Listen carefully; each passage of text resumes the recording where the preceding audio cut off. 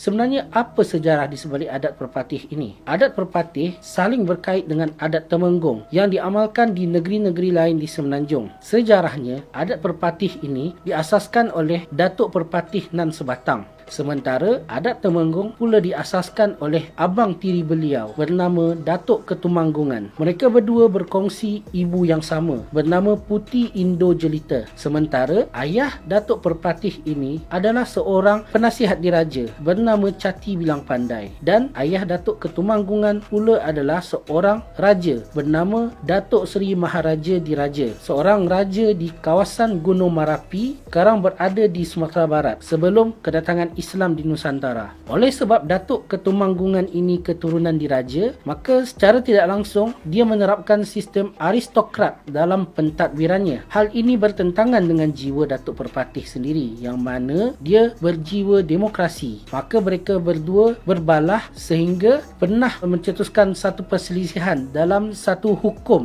iaitu Undang-Undang Tarik Balas, di mana hukum tersebut siapa yang membunuh harus dibunuh. Maka perselisihan ini akhirnya diakhiri dengan Datuk Perpatih tersebut menikam satu batu yang sekarang batu tersebut bernama Batu Batikam di kawasan Pagaruyung, Sumatera Barat sebagai satu tanda perdamaian. Memandangkan jiwa orang Minangkabau yang suka merantau dan mengembara ke tempat baru, maka orang-orang Minangkabau ini pergi merantau ke beberapa kawasan berdekatan Sumatera, termasuklah ke Semenanjung Malaysia ini, di mana mereka membuka kawasan Negeri Sembilan pada abad ke-14, kawasan Bayan Lepas di Pulau Pinang oleh Nakhoda Bayan, Nakhoda Intan dan Nakhoda Kecil pada awal abad ke-18, serta beberapa kawasan di Kuala Lumpur ini seperti Kerinci dan Bangsa pada akhir abad ke-19.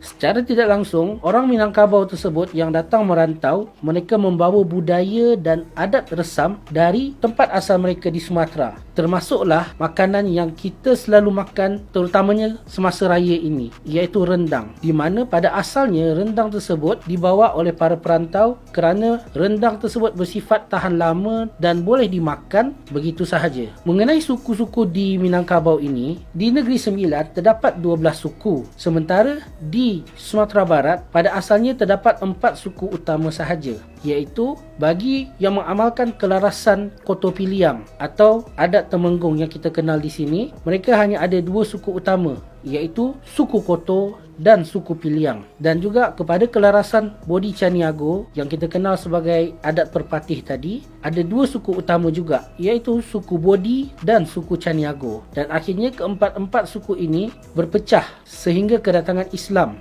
di Minangkabau, Sumatera. Sementara 12 suku di Negeri Sembilan ini yang kita dengar dalam lagu Waris Rembau Most Wanted, di mana 9 daripada 12 suku tersebut mengambil dari nama tempat asal mereka dari Sumatera tersebut, seperti Payakumbuh, Simolenggang, Batu Hampar, Batu Bolang, Solomak, Mungka, Tiga Batu, Tiga Nenek dan Tanah Datar.